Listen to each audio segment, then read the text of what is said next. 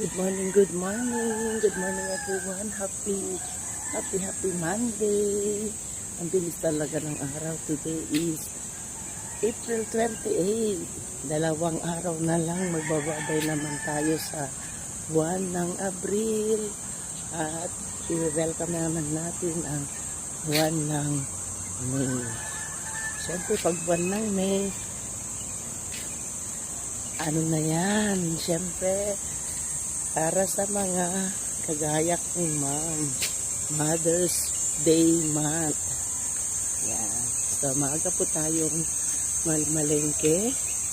Time check natin is 5:20 in the morning.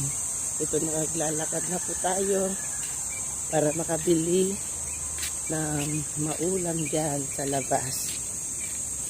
Para maya-maya makapagluto na rin ng maaga. So, yun lang. Hindi pa ako mag-walking ngayon. Pupunta na ako sa palengke para mamili kung ano ang makakain. Kasi wala nang laman ng aming fridge. So, yun lang. Thanks for watching.